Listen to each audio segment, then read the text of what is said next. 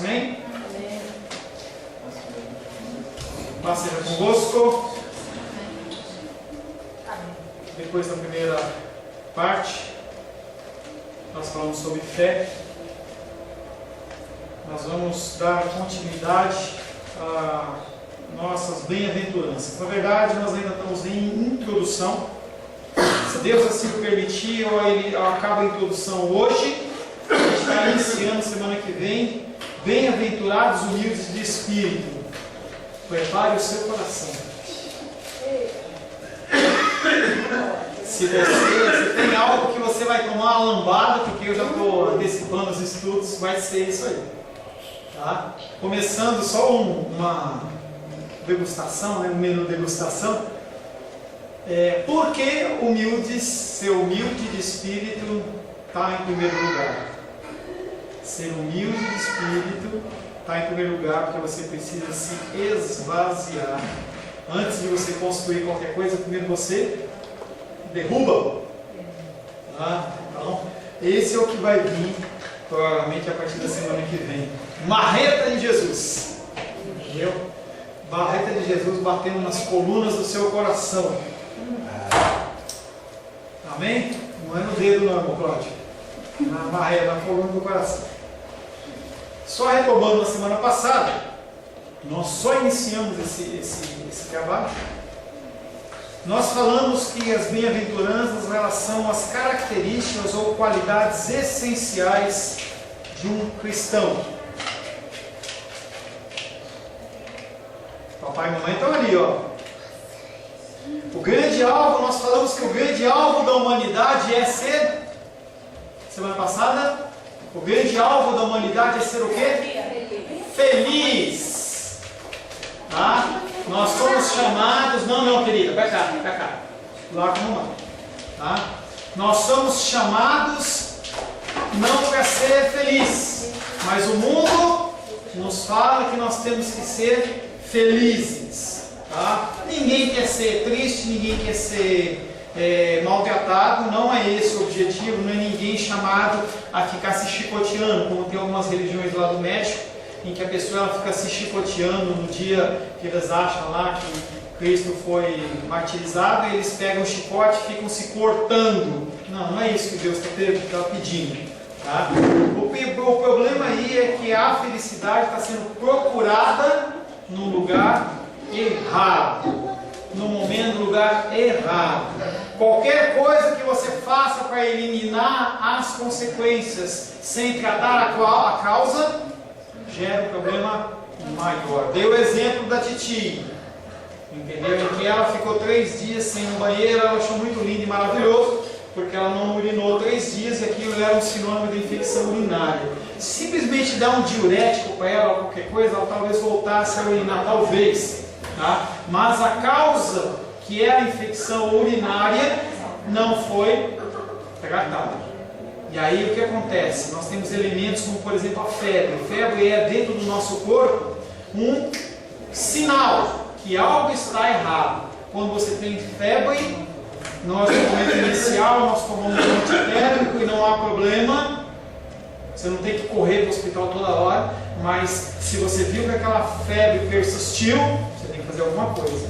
Foi o caso da titia também. Pressão alta, pressão baixa, tentamos controlar, falar com o médico manda um medicamento e tal, não resolveu? Hospital. Pressão alta, mesma coisa, não deu certo? Hospital. E nós, dentro do espiritual, também temos que tomar cuidado quando nós temos problemas no nosso coração que nós não tratamos, simplesmente nós tentamos eliminar. A pessoa está com um problema e ela vai para a igreja, não vem para a minha igreja, que na minha igreja você vai ser curado, suas finanças vão ser resolvidas. Ninguém está falando em tratar a causa daquela pessoa, o problema daquela pessoa. Por que ela está com dificuldade financeira? Será que ela administrou bem as finanças? Será que ela cuida bem? Será que ela está sendo fiel aos mandamentos do Senhor? Será que ela é uma pessoa que é um dizimista, é um ofertante? São todas coisas que você tem que analisar e não simplesmente fazer uma campanha e falar assim, agora Deus vai dar, entendeu? Que nem no celular vai ser uma campanha assim, olha, esse é o mês de fevereiro, que segundo o Feng Shui, a coisa, entendeu? Diz que se você mandar essa reza aqui para 10 pessoas, no mês de fevereiro ele vai vir lotado de dinheiro. Pessoas formadas, muitas vezes com pós-graduação, que acreditam realmente que você manda um e-mail de um para o outro e aí o dinheiro ele vai vindo sobre a sua vida. É tão estranho, porque quando nós falamos de Cristo é irracional, mas quando a pessoa faz uma coisa como essa, é espiritual. Então, você tentar eliminar uma consequência sem tratar a causa é problema. Tá? E aí que entra o caráter enganador do pecado. Sempre oferecendo felicidade, mas sempre conduzindo a mais infelicidade. Você está com um problema conjugal com a tua esposa, não estão conseguindo ter relação sexual, então sabe o que você faz, homem? Sabe o que você faz, mulher? Arranja alguém aí fora para matar o seu desejo, sua vontade. No momento inicial, oh, que alegria! O homem se sente aquele garanhão, a mulher se sente a amada, só que vai trazer consequências danosas depois. O Sermão do Monte, entretanto, diz que se alguém quer ser feliz, o caminho certo é colocar a palavra de Deus em prática. Realmente somos bem-aventurados, somente os bem-aventurados é que são felizes de fato. Não estou falando dessa felicidade superficial, não estou falando dessa felicidade momentânea, mas uma felicidade de coração que só a palavra de Deus nos dá. Uma lição importante é que o Sermão do Monte apresenta um padrão. E aí você pode olhar e falar assim, olha, eu sou dentro do meu conceito, eu sou um cara legal. A gente ouve muito isso. Eu não roubo, eu não mato, eu não adultero, eu tenho uma família, eu pago meus impostos, então eu sou um cara nota 10. Se você pensar dentro do meio secular, beleza, você realmente é uma pessoa que está cumprindo as suas obrigações, está tudo certo. Mas dentro do conceito bíblico, o padrão não é eu, o padrão não é o irmão Cláudio, o padrão não é o João, o padrão é Jesus. E esse padrão ele é muito alto. É um padrão alto, alto, alto que você não consegue alcançar. Para que é um padrão desse jeito? Para que você nunca pare de caminhar, buscando a excelência na sua vida. Sempre você busca o melhor. Sempre você está andando e buscando ser melhor, melhor, melhor, melhor. Se você está mudando, você conseguiu avançar no seu comportamento com os seus pais, você tem que melhorar mais ainda. E situações elas vão aparecer para que você seja colocado à prova, a teste. É como se fosse, por exemplo, aquelas mudanças de faixa do judô, das artes marciais. Você se esmera, você pratica e depois você vai passar por uma prova de faixa. E aí você tem que executar. Eu fiz karatê um tempo, tem alguns movimentos que você faz, alguém vai te analisar, ver se você realmente está fazendo a coisa corretamente. Tem a luta lá, tem o combate, e a pessoa vai te falar assim, não, essa pessoa está aprovada, ela não está aprovada. Dentro da escola, a criança ela é levada à escola, tem aula segunda, terça, quarta, quinta, sexta. E aí depois tem avaliações que vão dizer se essa criança ela está aprovada ou se não está aprovada. Se é certo ou se não é certo, não é o meio. As pessoas discutem, não pode avaliar, não é isso, meu irmão, esse é o meio que nós temos. Então vai dizer se a pessoa está apta ou não está apta. O Sermão do Monte, em especial, que é o que nós estamos tratando, vai trazer características que você vai ter que se adequar dentro do padrão de Cristo. As epístolas do Novo Testamento têm como abertura uma dedicação aos crentes, e a respeito deles é dito que eles são chamados para serem santos. Vamos escolher uma qualquer aqui. Colossenses, abre aí.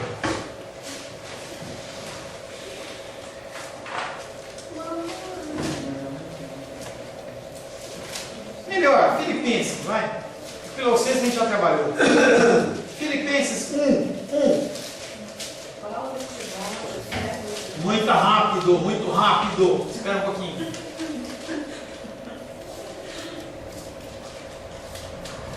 Filipenses, capítulo 1, verso 1. Lá na sala de aula, quando dá aula para ela na faculdade, ela assim, eu acho rapidinho. Tá certinho. Pode ler, querido. Paulo e Timóteo, servos de Cristo Jesus, a todos os santos em Cristo Jesus, inclusive bispos e diáconos que vivem em Filipos. Paulo e Timóteo, servos de Cristo Jesus, a todos o quê? Santos em Cristo Jesus. Todos os santos. apesar do desconforto que você pode ter, você é santo. Fala assim, olha aqui, vai até travar a língua, olha. Eu sou santo. Não, porque não é em nós, é em Cristo. É em Cristo.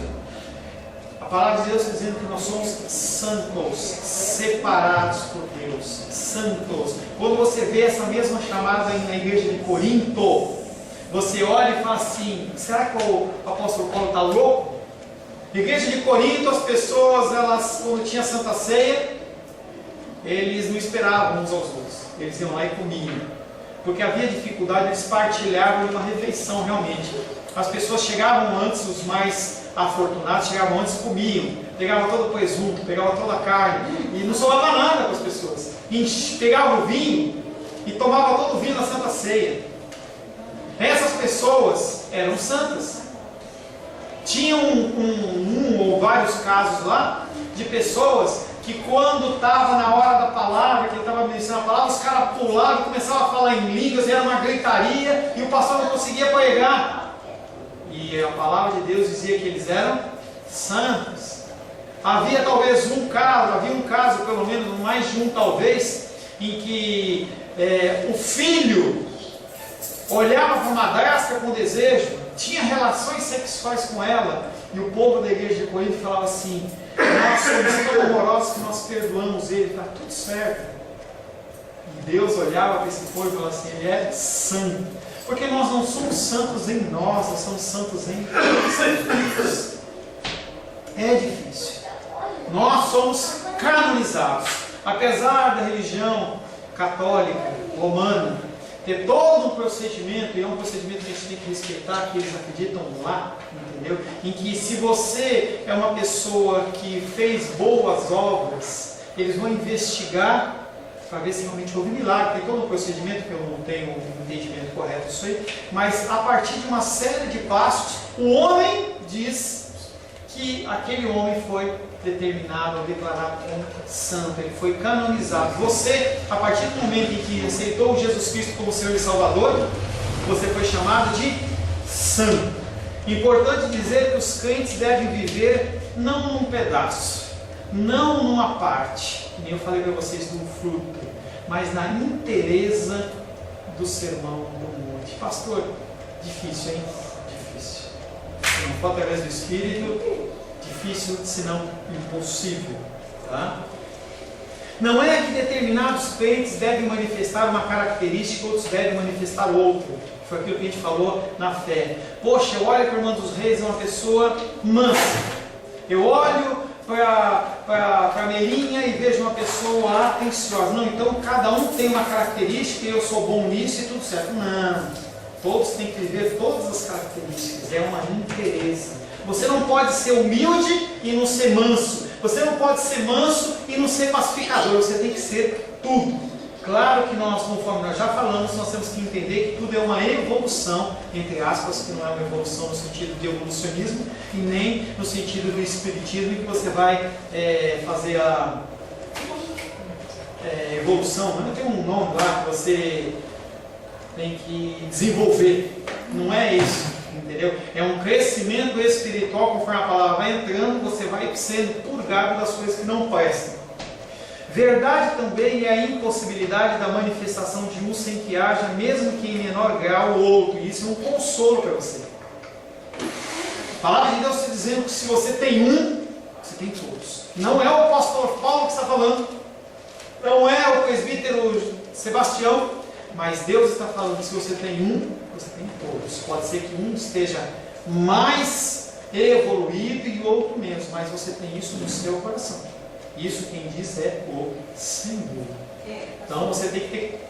Isso aí é uma coisa de consolo. Você não vai ter que galgar isso, mas simplesmente você vai ter que trabalhar. O Senhor, Ele vai trabalhar em você. Isso em relação ao fruto do Espírito. Fruto do Espírito. Você falou que é como uma tangerina. Eu dei um exemplo para vocês como uma tangerina.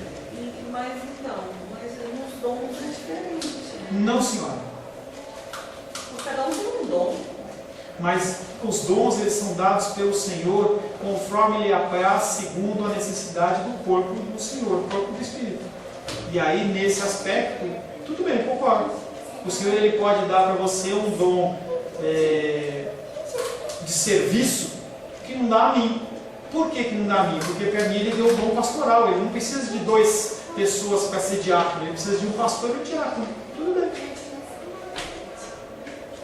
Se você tiver uma empresa, você vai contratar 50 contadores? Ou você vai contratar um contador, um advogado, um empresário, um diretor? É isso que eu estou dizendo. Porque, sim, dom assim. Tá, então tá. É isso em mesmo. relação ao Fruto, isso você tem. também seria a mesma coisa. Oi? O dom não. Não? Não, o dom não. Pode ser que você tenha mais dons que outras pessoas. Pode ser que o Senhor te capacite com todos os dons. Não, ao contrário. Eu estou dizendo assim, em relação aos dons, eu acho que cada um tem o seu. Sim. Mas pode ser que você tenha mais pessoas com o mesmo dom. Depende da necessidade da igreja. Agora, o fruto do Espírito, que na verdade são vários dons, né? Eu gostei do eu já acho difícil, assim, por exemplo. Eu sou muito mansa, mas eu já não tenho o dom eu não tenho. A palavra fala que é o fruto do Espírito. Então, se a gente se remeter lá na palavra em Gálatas 5, não fala os frutos. Vamos lá em Gálatas. Não, depois a gente vai ler, calma. Vai lá ainda. É porque se for lá, você vai ver, não fala os frutos do Espírito Santo. Fala o fruto do Espírito é amor, não fala os frutos do Espírito, entendeu? É porque o fruto Eu não lembro desdobra. de todos, mas eu sei que alguns. Você não identifica em você isso, mas não quer dizer que não existe. Falou, a gente ganha o pacote. Então, o fruto do Espírito é pacote. Aí a gente vai pedindo ao Senhor a graça para desenvolver todos os bons. Se você não tem, você não é crente. Não é salvo. Todos. Então você tem e não se manifestou ou está em grau menor. Entendeu? Mesmo que você não identifique em você, se você é salvo, você tem. Quem diz isso? O Senhor.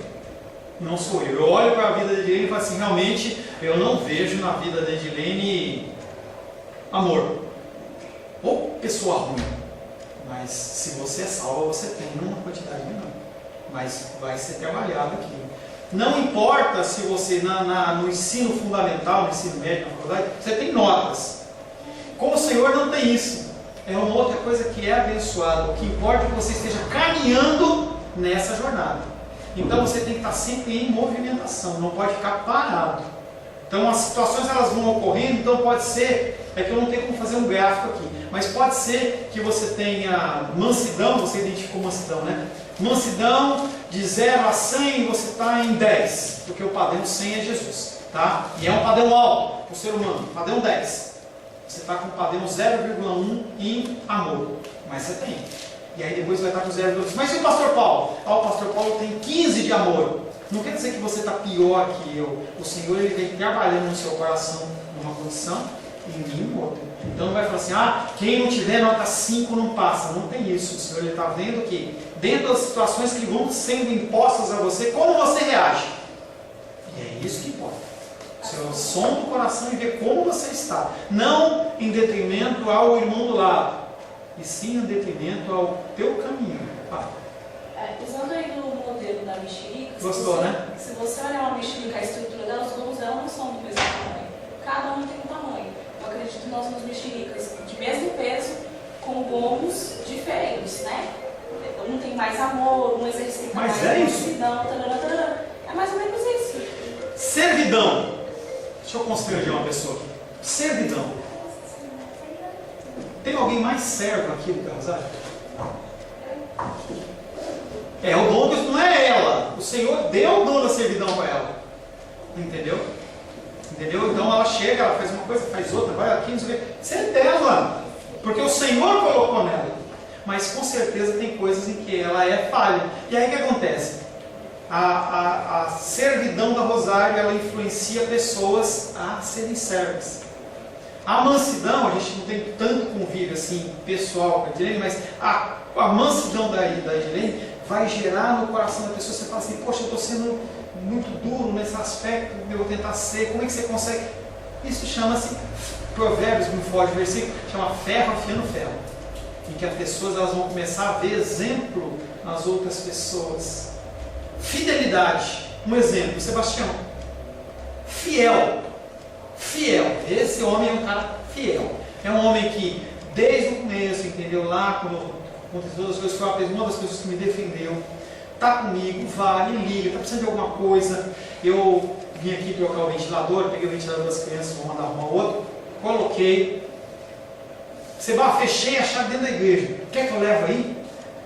Quer que eu passo aí? Você vê que a fidelidade, não estou indo aí, você me entrega, fiel, eu sei que eu posso contar com esse homem, tem coisas nele, lendo a porta, se ela ver aqui na Pintará, fala um monte de coisa, que ele precisa se corrigir, entendeu? Nós temos características diferentes, gostei do exemplo da Lu, eu enriquecida, os gomos eles são diferentes, mas não tem quando você abre uma mexerica, você já abriu uma mexerica faltando um gomo? Tá? É bem isso, você está com eles e os tamanhos são menores. São gêmeos. Pode ser. Tá? Se você comer junto, né, a banana, comer 2 bananas junto, tem filho grudado, assim. Vamos lá.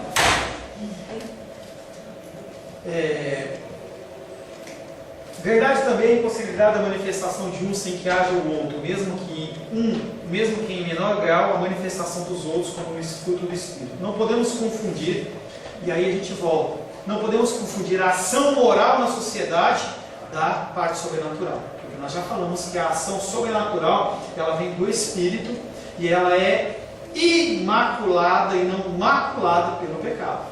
A manifestação do amor sobrenatural não é o amor natural. A manifestação da mansidão humana é diferente da mansidão sobrenatural. São graus diferentes. Quem vê isso? Deus. Voltamos lá para o Caim e Abel. Deus vê. Não vou abrir discussão agora. Deus ele sonda. A sua mansidão, Edilene, é uma mansidão que vem de Deus ou que vem sua? A servidão da Rosário, ela vem de Deus ou dela? Pastor, aí pode vir? Lógico que pode. Exemplo, eu posso ser pastor, vamos pegar meu exemplo, eu posso ser pastor aqui simplesmente para você falar, pastor, você é legal, eu tenho uma carência enorme no meu coração, tenho uma dificuldade enorme e eu quero que você me liga e fala, pastor, eu amo você, e você isso, e você aquilo, eu quero mais, e eu vou me esmerar. Olha a motivação do meu coração. E você acha que não tem pastor que faz isso? Ele precisa de ser alimentado naquilo. Ele precisa ser alimentado naquele cuidado, naquele amor, naquele zelo das pessoas ligarem, não sei o que, manda videozinho, e manda fotinho, eu te amo, eu estou com saudade. Tem gente que é necessário aquilo, não é uma coisa, todo mundo gosta, mas é uma coisa que é necessária. Qual a motivação do meu coração? Provar no dia após dia após dia. Então, a mansidão, o amor, a benignidade, a bondade são geradas de onde? Do círculo humano ou do círculo divino? Por exemplo, não há uma religião mais caridosa do que os espíritas. Se não, eles fazem serviço social demais, gente. Demais. Qualquer lugar você vê a mão dos espíritos fazendo uma coisa. Qual a motivação? Não sei. Se você não tem Jesus Cristo como Senhor e Salvador, normalmente eu não estou falando que são 100% dos casos, mas uma grande parte tem uma motivação humana. Por quê? Porque dentro do ensinamento deles, se você for uma pessoa que age bem aqui na sua vida, quando você vier na reencarnação, o teu espírito que foi entrar em outra pessoa, vai ser olhado, um ser superior vai olhar e falar assim, olha, dentro dessa balança você tem 20% de ação ruim e 80% boa. Opa, então você está melhor. Então você vai nascer melhor, vai nascer mais rico, ou vai nascer... Isso é uma motivação das pessoas. E está errado. E tem outra coisa também que o espírita, com conhecimento de causa, que a gente lá em casa não gera, o medo desse período que você teoricamente passa até você encarnar em um outro corpo. Porque você pode ou ficar num jardim maravilhoso ou ficar num lamaçal. Então, assim, a caridade é meio que isso. Se você não cuida bem das pessoas, quando você vier, você vai ser um mendigo que ninguém olha para você. Então, assim, é meio que esse conceito. Então, eles fazem com medo de ou passar pelo lamaçal, e além de passar pelo lamaçal, quando ele encarnar, ser algo que sofra muito aqui também. Entenda que eu não estou falando mal de uma religião, porque eu falei do contexto evangélico primeiro. Eu falei primeiro do cristão evangélico. O cristão evangélico age muito dessa maneira. Eu vou na igreja para isso, com essa finalidade. As pessoas têm que me ver bonitinho. Quantos casais a gente sabe que o cara está lá bonitinho, de terno, pronto, a hora que sai dali, daquele ambiente de santidade, bate na esposa, briga, xinga, não sei o quê. Simplesmente aquilo ali é uma fuga. Quando você pensa no traficante, o traficante lá no morro, não sei das quantas, você acha que ele é odiado? Você acha que quem que cuida deles da enfermidade, quando está faltando comida? Gente, é o traficante, não é o governo.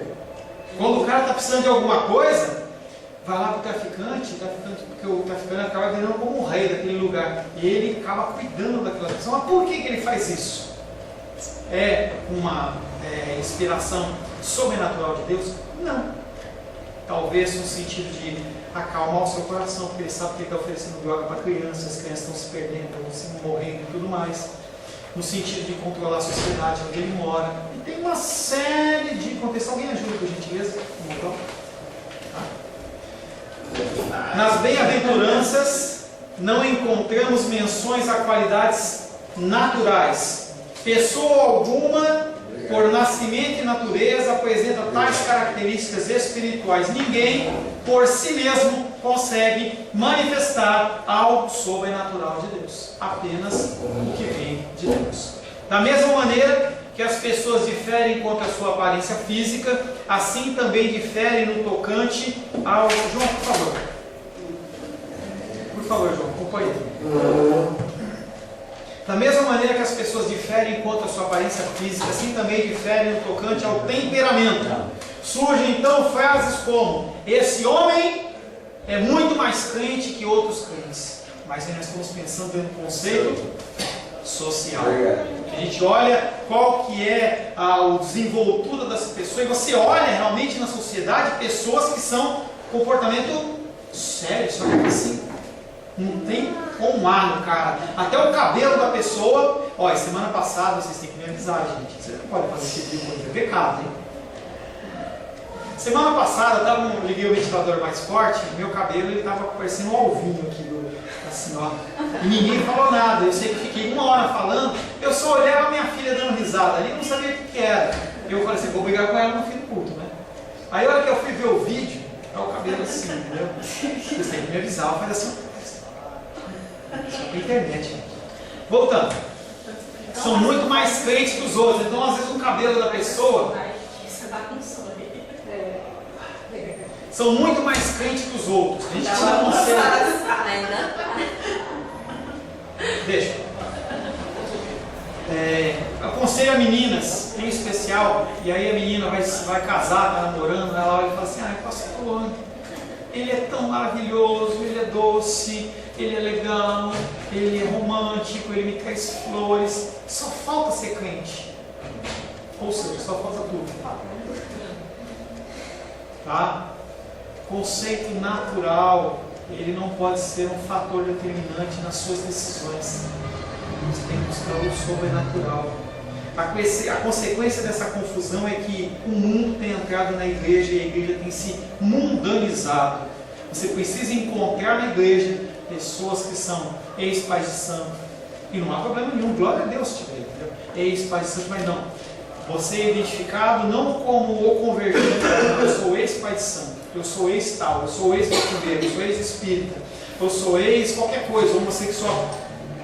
A gente tem que colocar, a gente começa a criar dentro da igreja esse tipo de paradigma em que a gente traz para dentro da igreja esse tipo de conceito de se eu não olhar e não enxergar no outro o pecado do outro, tá, uma coisa errada.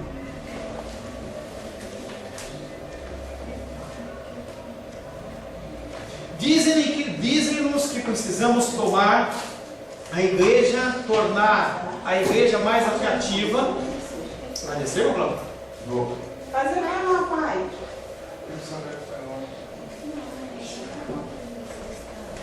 Não se preocupe. Oh, lógico que eu vou. Nos dizem que nós precisamos nos tornar a igreja mais atrativa para quem está do lado de fora. E a ideia é que nós devemos tornar o mais parecidos possíveis com o estado de fora. As pessoas olham para a igreja e falam assim: nós temos que ser iguais ao mundo. As pessoas têm que ver em nós características do mundo para que elas se sintam bem. E a gente vê muita igreja nesse aspecto. A gente vê muita igreja nesse aspecto em que dentro da igreja, um jovem, por exemplo, tem que ter uma balada gospel, tem que ter um pula-pula, tem que ter jogo de luzes, tem que ter fumaça, porque senão o jovem não se sente bem. Se o jovem não encontrar na igreja as coisas que ele vê no mundo, tem gente que serve Santa Ceia com Coca-Cola e hambúrguer. Então, em vez do cálice de suco de uva, Coca-Cola, e em vez de pãozinho, hambúrguer, para que as pessoas se sintam bem. É muito mais fácil você visualizar. Mas não existe isso, existe. Simplesmente o objetivo é que as pessoas que estão aí fora, elas olhem e falem assim: olha, eles são iguais a nós, vamos entrar para experimentar? Não, não é esse o raciocínio. Na Primeira Guerra, ou na ocasião da Primeira Guerra Mundial, houve uma série de religiosos em que eles falaram assim: olha, nós estamos vendo essa bagunça que está de morte, de mortandade, nós vamos fazer o seguinte, vamos investir a nossa vida. Nós vamos investir a nossa vida. Então aqueles homens, eles se envolviam com aqueles combatentes, e aqueles combatentes bebiam, ele bebia. Fumava, ele fumava. Se realizava sexo ilícito, sexo ilícito. Roubava, roubava. Porque na cabecinha deles era, quando acabar a guerra, essas pessoas vão olhar e vão ver eu dentro da igreja e vão falar assim: olha, porque ele fez todas essas coisas, eu também fiz, então me identifico com ele. A verdade é que isso não aconteceu e as pessoas continuaram dentro da sua vida normal. O problema é que a igreja ela tem que ser o espelho do mundo no sentido de uma visão contrária. Não está errado, claro. As pessoas têm que olhar em nós coisas que são raciocínios, que são contra o que o mundo está mandando. Então, se o mundo fala, não tem nenhum problema eu roubar ou fazer tal coisa, você fala: não, eu não roubo ou não faço tal coisa, porque a palavra de Deus não diz que não dá. Sabe o que acontece? A pessoa se sente confrontada, ela se sente incomodada. E é uma coisa que é tão sobrenatural que a pessoa ela sente rejeição pela situação, mas ela se sente atraída pela palavra de Deus.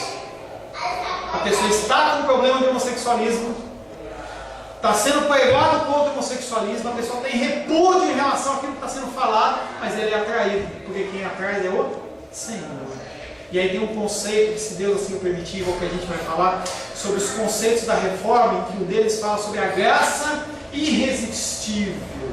Graça irresistível. Você não pode simplesmente falar assim: eu não quero. O Senhor ele te envolve com aquele amor maravilhoso dele e você não consegue dizer não. É uma das coisas que diz da reforma. Chama 5 solas, ela é uma delas. Essa graça irresistível, mesmo que você esteja tomando um tapa na cara, você fala assim: eu quero mais disso. E aí ontem teve a palestra aqui com as mulheres, conversei com a Rosângela, conversei com a Luísa, conversei com algumas que estavam aqui, que ela dava pancada, chamando a atenção do povo, chamando a atenção do povo. Se você voltar para o segundo, quer dizer que aquilo te atraiu. Se você não voltar para o segundo, quer dizer que aquilo ali não te afirma. Não é que você é crente ou não é crente, não é isso que eu estou falando.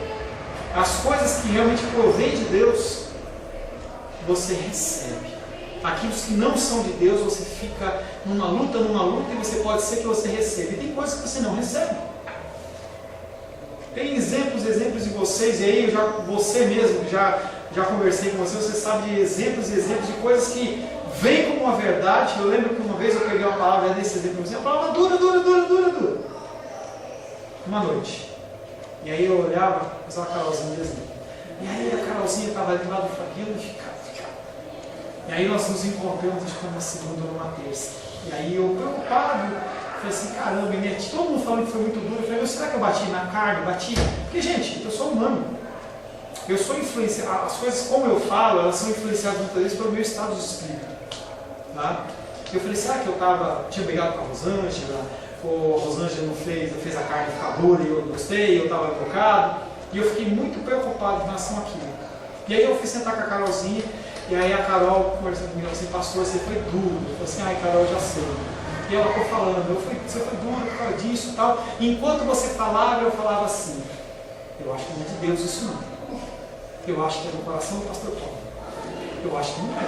Eu acho que não é. Tá muito bom, né, Carol? Tal. Eu falei assim, Carol, e aí? Pois é, eu saí daqui e encontrei o Fabiano. E o Fabiano, ela perguntou para o Fabiano como foi o culto. E aí ela falou para o Fabiano assim, Carol, pastor Ayrton bateu forte lá. Nunca foi tão forte. Eu acho que ele pegou na cara. E eles começaram a conversar. E aí a Carol começou a perguntar dos pontos da pregação, as coisas e tal. E ele foi falando, foi exatamente o que o pastor Paulo falou. Aí ela contou para mim. Aí eu peguei e contei o pastor Ayrton um dia depois e fui contar para ele o que a Carol tinha me contado. Porque o pastor Ayrton é o meu líder espiritual, apesar de ser de outra denominação. E eu comecei a conversar com ele e ele falou, Paulo, falei, como é que foi o culto, domingo? Ele falou assim, Paulo, foi duro, eu acho que eu fui na carne, porque eu fui muito grosso. E ele começou a fazer a mesma descrição que eu fiz para a Carol. Aí eu comecei a contar para ele e ele falou assim, ai, que alegria no meu coração. O mesmo Espírito Santo falou na sua igreja e falou na minha igreja, foi o mesmo recado. E as pessoas receberam aquilo como vindo do Espírito, porque quando é do Espírito, a pessoa que é espiritual sabe que é verdade. O crente admira quem é humilde do Espírito, ao passo que os filósofos gregos desprezam a humildade. Você vê como é o contraste do mundo. A gente vai tratando a partir da semana que vem sobre a humildade do Espírito. E a cultura grega, ao qual a nossa cultura é alicerçada, porque o ensino das nossas escolas, eles são pautados dentro da cultura grega, ensinam padrões gregos, eles falam, humilde é fraco. Você não pode ser humilde, você tem que ser soberbo, você tem que ser uma pessoa que impõe, que olha por cima. É o conceito da realeza. Então o conceito do mundo fala uma coisa, o conceito bíblico fala outra coisa. O que atrai a admiração do indivíduo mundano é exatamente essa antítese que achamos nas bem-aventuranças. Bem-aventurados os humildes de espírito. Como é que eu posso ser humilde e ser bem-aventurado? Como é que eu posso ser bem-aventurado se eu estou chorando? Como é que eu posso ser bem-aventurado se eu sou manso enquanto o mundo é grosso? Nós somos chamados para uma mudança. 1 Pedro, capítulo 2, verso 11 e 12. Para encerrarmos. 1 Pedro, capítulo 2, versos 11 e 12. Lê para mim, Carol, na versão herege. A versão dela é diferente. Mais bíblica para mim. Vai. 1 Pedro, capítulo 2, versos 11 e 12.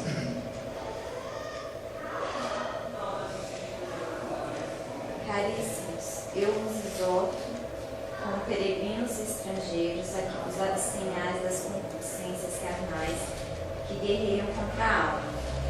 Tende um procedimento exemplar no meio dos pagãos, para que precisamente naquilo em que vos caluniam como malfeitores, sejam esclarecidos por vossas boas obras e glorifiquem a Deus no dia de sua vinda. O mundo, só isso, né? O mundo bate em você e você é manso. As pessoas, elas te maltratam e você responde com amor. Às vezes a gente vê alguns relatos no Fantástico em que o ladrão foi e matou, eu vi um ou dois desses. O Fantástico não gosta de mostrar esse tipo de coisa. O cara foi lá e matou a sangue frio o filho da mulher.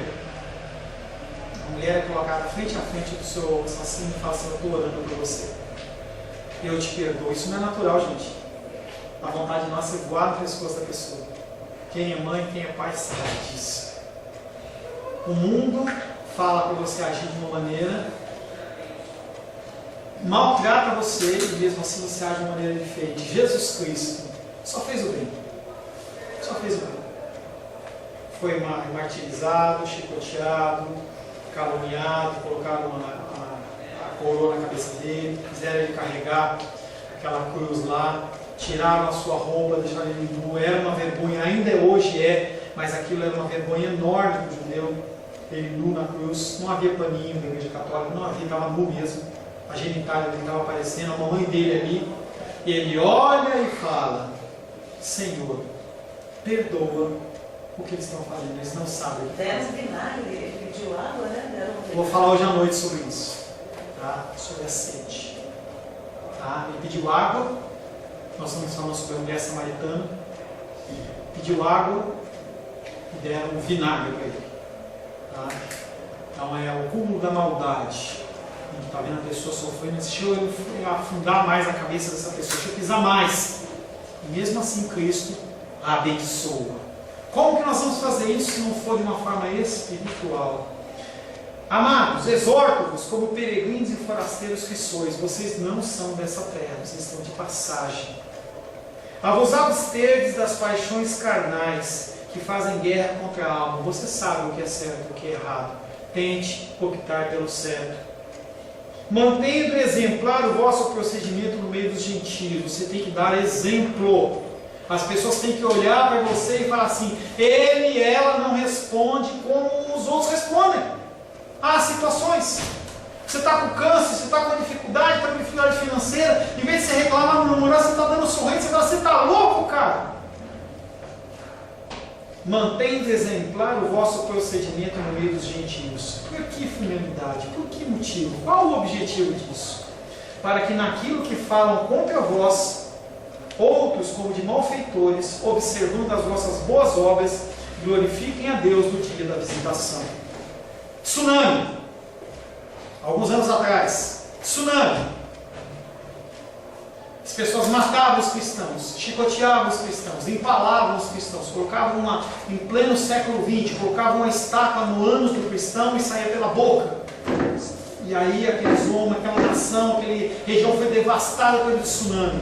Cristãos com camisetas com a linguagem dele: nós somos cristãos e amamos vocês.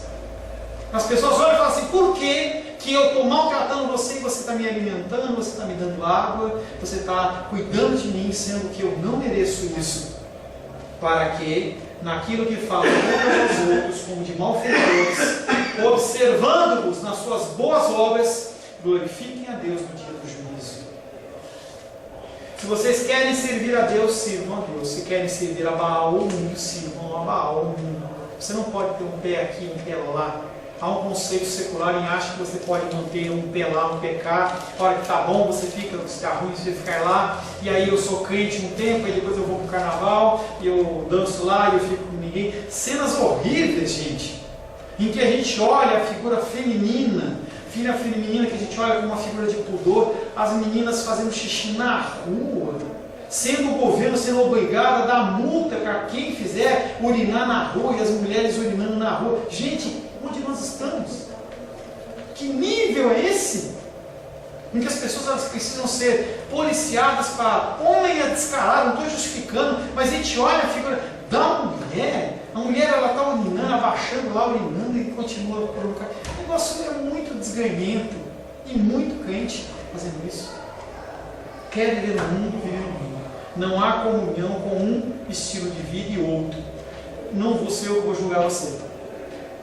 Nós citamos Santa Ceia na semana passada. Cada um examine-se a si mesmo. Vai ser julgado. Cada um examine-se a si mesmo. Feche seus olhos. Senhor, em nome de Jesus, nós queremos agradecer ao Senhor por esse estudo, Pai. Confessamos que não podemos fazer nada pelas nossas próprias forças, nós dependemos do Senhor.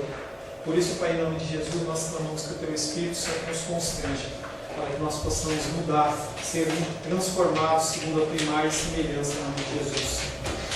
Amém. A paz seja convosco. Meu nome é Paulo César. Eu sou pastor da Igreja Cristã Semente de Vida, aqui em Brasília, Distrito Federal. Me alegro que a palavra tenha te alcançado. A palavra faz isso. Ela alcança as pessoas aonde quer que elas estejam. E você foi agraciado com esta palavra. Não que eu tenha nada especial a te dizer. A palavra ela é suficiente e ela usa quem ela quer. E eu me alegro por ter sido um canal para poder te abençoar. Mas eu quero te dizer que não basta você ser um ouvinte. Não basta ser uma pessoa que se alegra quando você ouve a palavra de Deus. A vida ela é feita de decisões. Se você está ouvindo essa palavra hoje, eu creio que o Espírito Santo tem um propósito especial com você.